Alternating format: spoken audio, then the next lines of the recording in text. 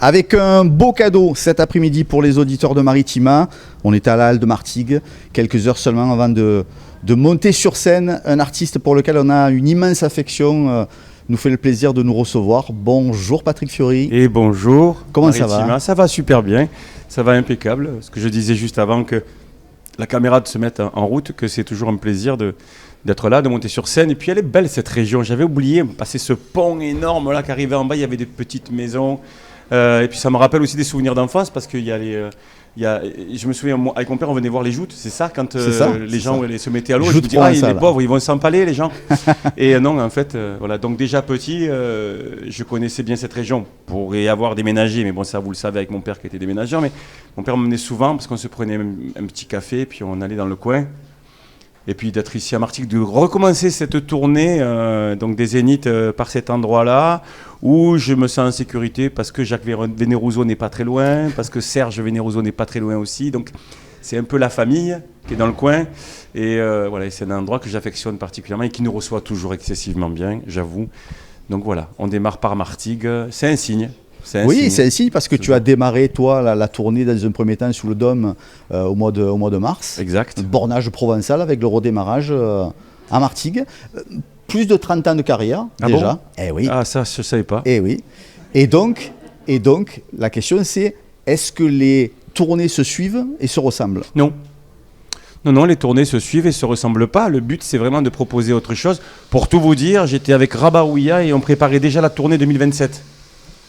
Voilà, parce qu'en 2026, le 23 mai, c'est ça ? Il y a une certaine 23 mai 2026, il y a le stade Vélodrome, l'Orange Vélodrome, stade, je ne sais plus comment on les appelle, moi, ces endroits-là, mais bon, pour le Corso Mezzoumez, où il va y avoir plus de 100 artistes qui vont être sur scène, du continent et de la Corse. Et puis voilà, on prépare déjà 2027. Alors, on va déjà délecter cette tournée-là, parce que je repars encore en tournée en 2025 pour une trentaine de dates, je crois plus quelques festivals. Alors au départ, j'avais dit 3, maintenant c'est 4, maintenant c'est 5, maintenant c'est 6, bon bref.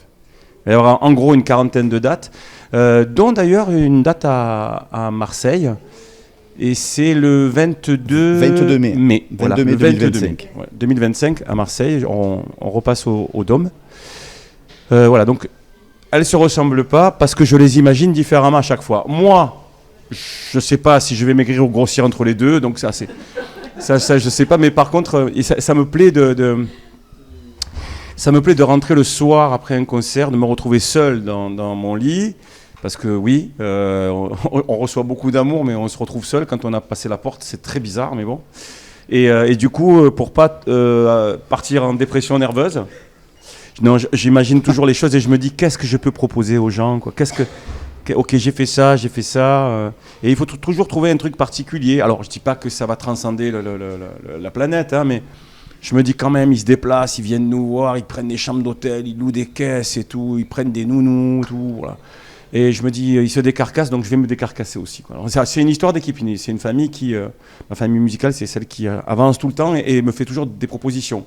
Et moi, de mon côté, évidemment, j'en fais aussi à chaque fois pas mal. Mais elle ne se ressemble pas. Non, celle-ci, elle est particulière, hein, parce que... Qu'est-ce qu'elle a de particulier, celle-là ? Alors déjà, j'ai décidé de faire des Zéniths, parce que, alors j'ai été un peu forcé, je vous avoue, parce que moi c'est... Tu as été forcé par Rabat ? J'ai été forcé par Rabat, menacé par mon producteur, grièvement. Non, mais il m'avait dit, il y a presque 2 ans, il m'avait dit, il faudrait que tu partes en Zénith, Rabat, et puis je l'ai entendu à peu près, quoi. Bon, quand je parle de Rabat, c'est un ami, hein, parce que quand on travaille depuis autant d'années, comme avec Aurélie, c'est des gens qui savent faire la part des choses. C'est important, on rigole. Hein, la garde rapprochée, Rabat, Aurélie, ouais, Manu, oui, c'est de la confiance. On n'est pas là où on en est dans la vie, que ce soit toi, moi, seul, et pour rien, c'est pas possible. On est toujours accompagné par des gens, c'est le prolongement de nos envies, de nos rêves, et vice-versa, c'est pareil, hein, dans les deux sens. Et il me l'avait dit, Rabat, et je l'avais survolé le truc, je m'étais dit non, il m'a dit, Patrick, il faut qu'on mette une tournée en place de Zénith 2 ans avant, et tu verras, et moi je dis, ouais, ok. Et ce que je ne savais pas, c'est qu'on rajoute 30 dates en 2025, quoi. C'est formidable. Voilà. Donc du coup, voilà. Oui, enfin, bravo. Alors... Si je pouvais être aussi nombreux que vous et vous applaudir, je dirais bravo à vous surtout. C'est vous les courageux et courageuses qui prenais beaucoup de temps pour venir, et je sais de quoi je parle. Hein. Je suis issu d'une grande famille, donc quand on va à un concert, ou quand on... Voilà, c'est pas simple.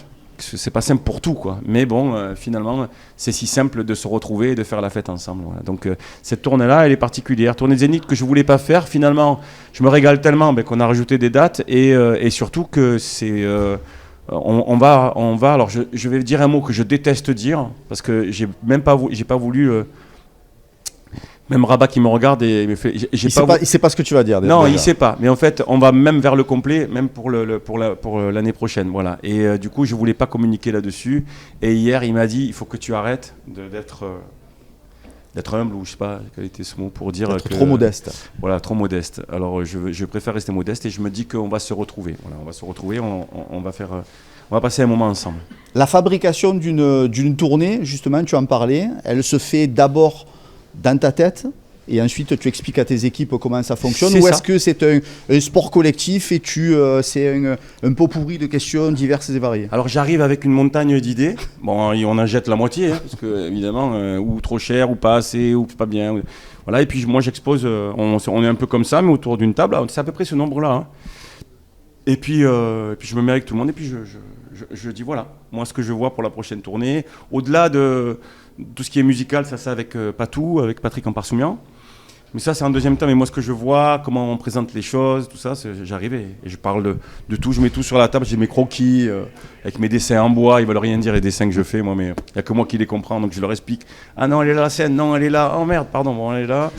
Et voilà, je dis ce que je vois, et puis après on me dit ce qui est réalisable ou pas. Mais en règle générale, je n'ai pas essuyé beaucoup de refus de la part de mon équipe parce qu'ils arrivent à me proposer, en tout cas, ce que j'ai dans ma tête. Alors, à moindre échelle parfois, si ce n'est pas des cubes de 5 mètres, c'est des cubes de 4 mètres. Voilà, il me dit, mais tu vas quand même rentrer dedans parce que tu t'es pris pour le géant vert, mais pas du tout, Patrick, tu vois, tu rentres. Et voilà, donc en règle générale, ils se débrouillent toujours pour pas trop me contrarier. La tournée, c'est toujours l'occasion bien évidemment, de reprendre l'ensemble de ton répertoire, mais aussi de proposer les chansons du dernier album. Toujours. Le dernier album, c'est Le Chant est libre, qui est sorti en début d'année. Le Chant est libre, c'est quoi? C'est l'incantation, la suggestion que tu as envie de faire à tout le monde d'aller au bout de ses rêves, de continuer à vivre ses passions. Le Chant est libre, c'est très simple, hein, c'est quelque chose qui se fabrique en quelques secondes. Le chant est libre, c'est quand on est dans... Alors, le message que j'ai voulu passer déjà, c'est la liberté de chanter sans qu'on se dise, sans qu'on ait à côté la cousine, la nièce, ou mon Dieu, comment tu chantes faux.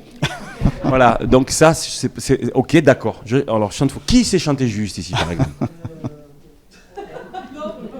Qui sait chanter juste? Non, mais enfin, juste, ou en tout cas, qui puisse se dire, je sais chanter juste. Voilà, très bien. On va faire un truc, ok? Là, cette note-là, c'est facile. La. Allez, on y va tous ensemble. La. Ok. La, la, la, la. 3, 4. La, la, la, la. Ok, maintenant tous debout. On va faire la même chose. C'est très simple, non mais vraiment. Et vous vous rapprochez, essayez de vous mettre ensemble. Donc là, ils étaient séparés, c'était à peu près, d'accord? Il y a un truc très très simple, c'est mathématique. Et la musique, c'est un petit peu ça aussi, beaucoup d'émotions et beaucoup de mathématiques. Madame, essayez de vous rapprocher des gens, vous inquiétez pas, ils sont très sympas. Et là, ce qui va se passer, c'est que l'ensemble va faire que ça va chanter juste. Et tu vas le constater, tu vas voir, c'est assez hallucinant. On chante faux, enfin, on chante pas très juste quand on est seul. Quand on est en groupe, on prend plus de confiance. On n'a pas confiance en soi quand on est tout seul, on se dit ouais, c'est pas bien. Mais quand on a les cœurs battants autour et quand on a ce truc imperceptible qui est... On vous avait pas prévenu, hein? Moi je t'ai pas prévenu non plus. Hein. Ce truc imperceptible de l'espace, de la peau, de l'envie, du courage, de la dignité, tu vas voir, il va se passer différent. Donc tout à l'heure, vous avez entendu ce que vous avez fait, vous avez compris. Hein? Donc la même chose.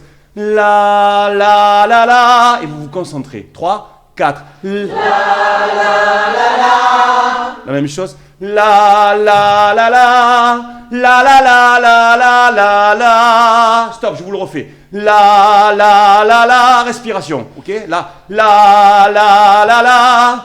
La, la, la, la, la, la, la. Et vous suivez ma main. Ok? 1, 2, 3, 4. Et la. La, la, la, la. Incroyable. Voilà, ça a marché. C'est simple. Hein? La chorale des auditeurs de Maritime. Non, mais c'est incroyable, c'est mais fou vrai. parce que ça s'explique pas et à la fois, tous les soirs, Franck Castellano fait ça. Tu sais, il y a un garçon qui est chef de chœur sur la tournée et qui peut diriger jusqu'à 7000 personnes. Et en fait, j'apprends vachement tous les soirs avec lui. Donc, évidemment, il a cette visibilité aussi qu'il mérite sur tous les zéniths que nous faisons. Mais et j'ai compris un truc que je ne savais pas. Et en fait, quand on va dans une chorale avec les autres, c'est parce qu'on a de la pudeur, parce qu'on est super bien élevé, parce qu'on ne veut pas pousser l'autre. Et c'est ça, en fait. Mais c'est génial. C'est pour moi la plus belle éducation qu'on puisse avoir. Mais il faut aussi se trouver et trouver son chemin. Et je pense qu'on ne le trouve pas seul, le chemin. Ce que je te disais, c'est comme pour les tournées, c'est comme pour tout le reste. C'est ensemble qu'on trouve un chemin et qu'on décide après de le prendre seul. Mais en tout cas, on l'appréhende un petit peu, mais finalement, il est tellement beau. Donc tu vois, quand il y a un chœur, Ah ouais, c'était magnifique. Un chœur qui chante, Bravo, ça fonctionne. bravo encore. Voilà. Bravo à vous surtout. Le chant est libre. Oui. Le dernier album avec un personnage central, une rencontre, celle d'un garçon qu'on aime particulièrement ici à Maritima. Moi aussi, hein. C'est Icar Moi avec une fabrication d'album un peu particulière. C'est chez lui que ça. C'est chez lui, c'est ça chez s'est Icar. fait. En fait, je galérais, mais j'étais en retard. Et puis, j'étais dans ma vie de famille plus que dans mon album. Et puis, je me suis dit, tiens, je vais rester un peu avec ma famille, tout ça. Puis, à un moment, la maison de disques qui me passe un petit coup de fil quand même. Ça va, ils sont pas pressés, ils sont pas énervants, tout ça. Et ils me disent un peu, Patrick, il faudrait que tu te bouges un peu. Parce que je suis OK, bon. Et donc, je me suis dit, j'avais fait des chansons un petit peu seul. J'avais démarré le chant est libre de 3 bricoles, mais rien, 3-4 notes. Ouais, j'avais commencé avec des petites mélodies comme celle-ci, qui existe déjà, c'est du classique. C'est Gabriel Fauré, ce que vous chantez. Et à un moment, j'ai appelé Icar. Comme on avait déjà travaillé sur mon album précédent, sur une chanson, et puis je me suis dit, on va tenter d'en faire d'autres, quoi. Et donc je l'appelle, et puis moi je vais jamais chez les gens, et puis rarement les gens, pour travailler, pour faire de la musique, viennent chez moi. Ouais, je fais pas trop ça, je fais attention. Et puis là je franchis le cap, et puis je dis, écoute, voilà. Il me dit, viens à la maison. Je fais non, il me dit, viens à la maison. Donc j'arrive chez lui. Alors j'arrive avec des pains au chocolat et croissants, puis j'ai compris très vite qu'il mangeait que des graines et qui mangeait du poulet et qui courait 24 heures sur 24. Non, bref, et donc on s'est posé dans son salon et puis on a fait des chansons. On en a fait 4 en 2 jours. Et la 5e est arrivée sur le tard parce que j'avais fait une mélodie. Et voilà, j'étais un peu feignant, je trouvais pas le texte. J'ai appelé, j'ai dit, tu te la sens. Il était 2h30 du matin. À 3h15, il avait écrit. À 4h, je sais pas tout, un parzoumien là-bas qui piquait du nez sur la console. J'ai chanté et voilà. Mais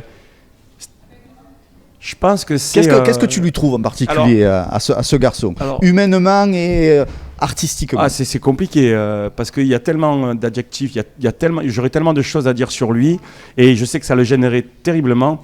Je dirais que c'est un génie, mais il ne le sait pas encore. Voilà. C'est un génie. Mais dans tous les sens et tout ce qu'il fait. Soit dans l'écriture, les livres, la musique, le comportement qu'il a avec les gens et cette sincérité, cette manière de même pas savoir là où il en est en ce moment et de pas percuter à son CV, quoi. Il est déjà loin, mais il reste là. Mais il est bien là, ouais. Peut-être parce qu'il mange des graines. Ouais. Alors il y a d'autres potes qui sont venus aussi partager la musique avec toi sur cet album, Slimane, Claudio Capéo. C'est sur une chanson qu'on a fait avec Icar, Qu'est-ce qu'on était beau. Qu'est-ce qu'on était beau. Ouais, et puis il y a un pote et puis il y a un papa à la fin qui nous valide la chanson. En fait, ce que je voulais, c'était qu'on raconte un peu notre histoire là. On l'a tous fait dans une chanson, tu vois, la vie qu'on a choisie. Moi, j'ai fait dans un album. Je pense que Slimane l'a fait, Icar, Claudio Capéo, Sopra. Mais j'aime tellement leur travail à ces garçons, quoi. Mais artistiquement, alors déjà, c'est des super bonhommes. Mais je voulais, c'était pas juste une invitation pour leur dire, viens chanter avec moi, c'est un feat, on est 5. C'est pas ça qui m'intéresse. Ce qui m'intéressait, c'est qu'on raconte un peu notre histoire et puis qu'on se réunisse parce que on est souvent à droite à gauche, on se croise sur les plateaux, tu sais ça, c'est en radio, on chante, on s'en va. Et je voulais pas. Je voulais qu'on puisse faire quelque chose ensemble. Et que ça reste, que ce soit gravé. Voilà, pas juste une télé, un truc de passage. Et voilà, j'avais envie de cette réunion de mes amis. Et eux, ils avaient envie que je sois auprès d'eux aussi. Donc voilà. Mais justement, ce partage-là, on dirait que plus ta carrière avance, plus tu as certainement dû avoir envie de ça depuis toujours. Mais ce partage de la musique, on dirait qu'il s'intensifie, que tu cherches n'importe quel prétexte à partager la musique pour un oui, pour un non. Je vais répondre à ta question, parce que c'est ce que j'ai dit lors d'un repas de famille. Je vais t'expliquer ce que j'ai vu et pourquoi je suis dans ce fonctionnement que je me force pas. Il est tout à fait normal de partager. Quand j'étais petit, on était dans la cité Herbel, donc à Marseille, et ma mère cuisinait le soir plus tard que les autres. C'est-à-dire, je sais même pas si Aurélie c'est ça. Et donc mon père travaillait, ma mère cuisinait. Donc on avait bien mangé, on était au lit, tout ça, et je sentais qu'elle cuisinait plus tard que pour les autres. Et elle demandait à mon frère, mon grand frère ou à une de mes sœurs de prendre ce manger qui était dans un sac qui était différent tous les soirs et d'aller le déposer en face ou alors d'aller le déposer quelque part. Et j'ai vu passer ça sur Instagram la dernière fois et ça m'a fait penser à ma mère puisqu'elle le faisait bien avant que les réseaux sociaux existent. Et elle nous demandait d'aller déposer à manger. Parce qu'elle avait observé les gens dans la cité qui étaient dans le besoin. Sans le dire. Jamais. Et en fait, à chaque fois on revenait, on disait mais maman, explique-nous pourquoi tu ne vas pas dire à ces gens que c'est toi qui as cuisiné. Et donc elle nous disait un truc très simple, elle dit je ne désire jamais que ce soit dit parce que ça se fait pas. Et donc Jacques, on se posait des questions dans la famille avec mon frère. Elle disait parce que ce qui était intéressant, c'est que cette dame ouvre, ou cette personne-là ouvre, que j'ai observé dans la cité et que je vois dans le besoin, et qu'elle puisse se dire que c'est n'importe qui autour pour qu'elle puisse sourire au monde entier et se dire que les gens, voilà. Donc, quand je suis dans le partage, c'est tout simplement parce que c'est ce que j'ai vu et c'est mon éducation. Alors après, on l'a construit dans ce sens-là, ou pas une éducation, mais en tout cas, dans la musique, pour moi, c'est la même chose. C'est pareil. C'est-à-dire que quand on a une bonne chanson de dire oh, je me la garde pour moi, mais non, ça sert à rien, on la partage et elle va être encore plus belle. Donc ce qu'on garde pour soi, ça meurt. Ce qu'on offre aux autres, ça vit. Tu parles de ta maman, c'est Maman Fiori qui t'a chargé de mission pour Corzu Mezzu. Elle m'a missionné pour beaucoup de choses, Maman Fiori. Oui, pour le Corzu Mezzu, oui, parce qu'on écoutait un petit peu de l'arménien, mais sincèrement, j'y comprenais rien au départ. Première édition, on le rappelle, à la Défense Arena, devant 20 000 personnes. Et là, nouveau terrain de jeu à l'Orange Vélodrome. 25 000, je crois qu'il y avait. Nouveau terrain de jeu, oui. Défense Arena, la plus grande salle d'Europe. La Corse débarque à la Défense Arena, c'est pas mal. Parce qu'au départ, on avait pensé à des petites salles et moi, prétentieux, j'avais jamais de la vie. La Corse, elle mérite. Voilà. Et puis là, on est fou, encore plus fou avec Suite Concert, avec Rabat et toutes les équipes. Le 23 mai 2026, la Corse va débarquer à l'Orange Vélodrome. Voilà. Mais accrochez-vous, parce que ça ne va pas être un spectacle comme les autres. Donc, évidemment, parce que faire des choses comme tout le monde, on ne sait pas faire. Billetterie déjà ouverte. Hein. La billetterie est déjà ouverte, et puis ça va, ça se passe bien. Ouais, je suis content. J'ai vu ça. Ça se passe pas trop mal. Voilà, et bon, vous avez encore un an et quelques mois pour aller cueillir vos places. Mais bon, je pense que c'est l'endroit où il va falloir être. Alors qu'on soit corse, soit amoureux de la Corse ou pas corse du tout, c'est pas le problème. Parce qu'avec le nombre d'artistes qu'il va y avoir du continent, donc, et le nombre d'artistes insulaires, je crois que ça va être un concert certainement unique au monde. On va abréger, malheureusement. Aurélie est en train de nous tirer les oreilles derrière pour dire qu'à 17h30, il va falloir être sur scène pour les balances. Dernière petite chose, rappelez quand même que l'album est sorti, le chant est libre est sorti début février, que ça se passe déjà très très bien, qu'il faut toujours continuer à l'acheter. Que demain, la date, c'est à Toulon, oui. La date de la tournée, que Patrick Fiori revient en 2025 au mois de mai sous le Dôme de Marseille. 22. Ça sera le 22, voilà. Que le 23 mai 2026, il y a cette fameuse édition de Corzu Mezzu 2 avec bien évidemment tous tes potes. Mais l'album sera prêt avant bien quand sûr, même, avec je pense une trentaine d'artistes, une trentaine de chansons, et puis autant sur scène. Voilà. Et puis très égoïstement, tu connais tout en fait. Moi j'étais ravi de te retrouver, ça faisait quelques années que je voulais qu'on te retrouve au micro Maritima. C'est un vrai plaisir aujourd'hui de te retrouver. C'est toujours compliqué parce que vous êtes toujours pris, quoi, vous aussi, Maritima. Non, mais c'est dur. Je suis venu, j'ai toqué, j'ai appelé, je suis arrivé en bateau. En plus, vous avez déménagé, je sais maintenant. On est en train de déménager. Ou alors vous êtes en train de déménager. Bon, mais je viendrai dans les nouveaux locaux. Très volontiers. Ça. Merci beaucoup, Patrick Fiori. Merci beaucoup. Merci à toi. Bravo. Super.